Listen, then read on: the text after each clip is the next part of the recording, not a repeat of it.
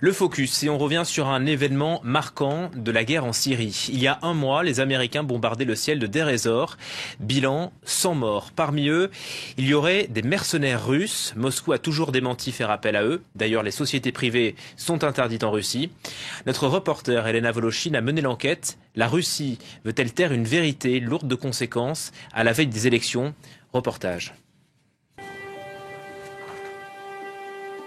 Il est 8 h du matin.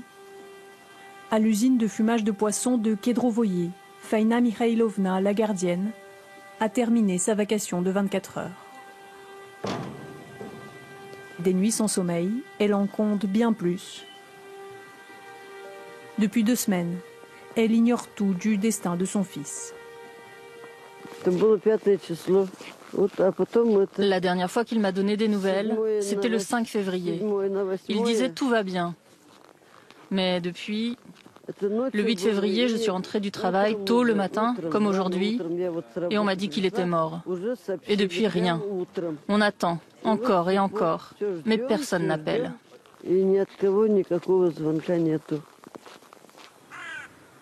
De ce village de 3000 âmes, au moins 6 hommes sont partis combattre en Syrie. Ici, ils n'ont rien connu d'autre que le chômage, la misère et l'alcool. Là-bas, on leur promettait des fortunes par rapport aux salaires locaux. S'il gagnait bien sa vie, mon fils ne serait pas parti. Mais il n'y a pas de travail ici. Depuis ce combat du 7 février, où à 4000 km de là, l'armée américaine a bombardé des troupes régulières syriennes appuyées par des mercenaires russes, à Kedrovoye, les familles sont sans nouvelles.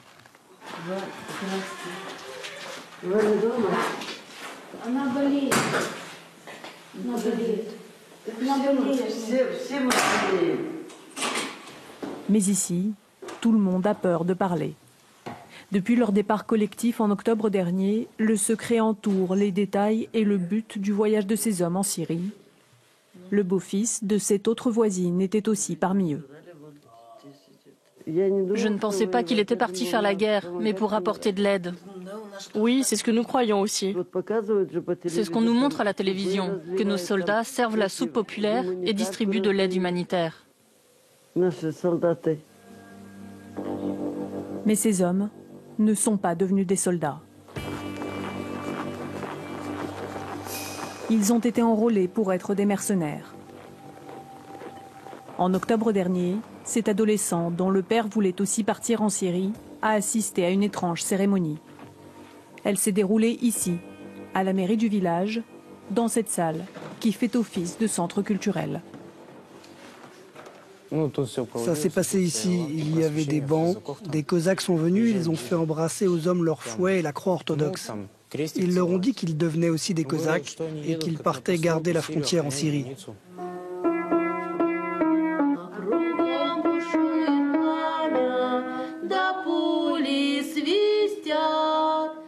Responsable du centre culturel, cette professeure de chant, elle aussi, a été témoin de ce rituel. Des Cosaques sont venus et ils ont adoubé nos gars. Un prêtre les a bénis et leur a dit « Vous allez accomplir votre devoir envers la patrie ». Il n'était pas question d'une zone de combat. Mais il parlait bien d'aller en Syrie. Oui, garder la frontière en Syrie. Qui pouvaient être ces recruteurs? Une piste, les Cosaques.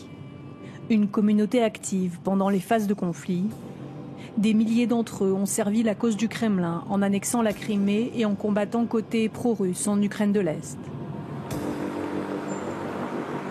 Alors que le conflit ukrainien se poursuit, la Russie sert d'arrière-base à ses combattants. À Yekaterinbourg, la capitale de cette région, nous avons rendez-vous avec le chef cosaque de l'une de ces organisations paramilitaires. En exclusivité et sous couvert d'anonymat, il accepte de nous parler du plus grand secret militaire de la Russie, Wagner, la société militaire privée qui envoie des mercenaires en Syrie. Les gens signent des contrats selon lesquels ils ne doivent rien divulguer à personne. S'il y a des fuites, ils ne reçoivent pas leur salaire. C'est pourquoi tout le monde garde le silence. Le ministère russe des Affaires étrangères a évoqué la mort de 5 civils russes suite au combat du 7 février en Syrie. Mais notre source a reçu d'autres informations directement de chez Wagner. 218 morts. C'est le dernier chiffre que nous avons. 150 personnes sont dans des frigos sur le territoire de la base de Wagner. Quand vous dites la base, c'est où? Molkino. C'est là qu'il y a le camp d'entraînement. Quand doit-on rendre les corps aux familles? Sans doute après l'élection présidentielle du 18 mars. Et encore par étapes, pas tout d'un coup. Il y aura des petites cargaisons, si on les rend bien sûr. Pourquoi est-ce si secret? La Russie mène pourtant ouvertement une opération aérienne et une opération maritime en Syrie. Parce qu'il s'agit avant tout d'intérêts commerciaux. Le but d'une société militaire privée, en soi, c'est quoi? Faire de l'argent. Ensuite, défendre les intérêts d'un État, là où l'État ne peut pas faire usage de son armée régulière. Si tu es enrôlé dans une société militaire privée, tu as vendu ta vie à une société militaire. Elle fait de toi ce qu'elle veut. Les mercenaires de Wagner, l'armée secrète de Vladimir Poutine en Syrie. Un nom jamais prononcé à voix haute par aucun officiel russe. Voilà pour ce focus signé Elena Voloshin. Elena, que l'on retrouve à Moscou. Bonjour à vous. Le secret pèse sur cette société militaire privée Wagner. Dans quelles conditions avez-vous réalisé ce tournage et recueilli ces témoignages ? Des conditions difficiles, évidemment, d'abord parce que ces familles sont en deuil, mais aussi parce que vous l'avez vu, tout le monde a peur. Dans ce village, les familles ne savent rien, absolument rien. Souvent, elles ne savaient même pas que leurs proches étaient partis en Syrie. Donc, tout est secret, absolument tabou, et elles ont l'impression, ces familles, que le fait de parler aux journalistes, cela ne fera qu'empirer la situation. Ce sentiment de peur collective, notamment face aux médias et à la publicité, on le retrouve souvent en Russie depuis le retour des répressions politiques qui ont suivi la réélection de Vladimir Poutine. Mais ce sujet-là, il est vraiment particulier. Les gens savent qu'on leur cache des choses et ils savent aussi implicitement qu'on attend d'eux qu'eux aussi cachent des choses, alors même qu'ils ne savent rien, comme on le voit, même lorsqu'il s'agit de leur propre histoire en premier lieu. Finalement, la seule dans ce village qui était absolument convaincue qu'il fallait parler pour que la vérité sorte et pour connaître elle-même la vérité, c'est cette mère de famille, c'est Faina Mikhailovna. Et puis, quant à l'interview du chef de guerre que vous avez entendu en deuxième partie de sujet, eh bien, il a accepté de témoigner sous couvert d'anonymat et c'est vraiment une première, car depuis que je couvre ces conflits en Ukraine et en Syrie, c'est la première fois qu'une source vraiment de l'intérieur paramilitaire accepte de parler de Wagner face caméra, même de façon anonyme. Et Elena, cette société Wagner, on en entend beaucoup parler depuis le bombardement américain du 7 février, mais son implication dans le conflit syrien ne date pas d'hier. Oui, et pas que dans le conflit syrien. D'ailleurs, Wagner, de ce que l'on sait, elle est active depuis 2015, c'est-à-dire l'année qui a suivi le début de la guerre en Ukraine. Sur ce front-là, en Ukraine de l'Est, côté pro-russe dans le Donbass, eh bien, le rôle des mercenaires de Wagner, c'était de procéder à des assassinats politiques, notamment des chefs de guerre déloyaux à Moscou. Mais c'est en obtenant le marché, entre guillemets, de la Syrie que Wagner s'est vraiment développé. Et c'est d'ailleurs comme ça qu'elle a évincé les autres sociétés militaires privées qui tentaient d'émerger et d'exister en Russie malgré le fait que ce soit illégal. De ce que l'on sait aujourd'hui, 2000 à 3000 mercenaires selon les estimations de Wagner se battent en Syrie. Le rôle, c'est de mener des opérations conjointes au sol avec le ministère russe de la Défense qui intervient officiellement par les voies aériennes et maritimes.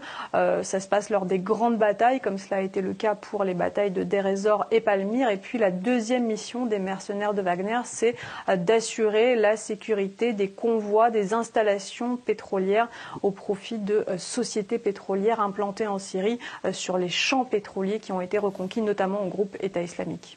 Elena, quelle sera la suite? Est-ce que Wagner va continuer à jouer un rôle actif dans le conflit ou y aura-t-il un changement de stratégie?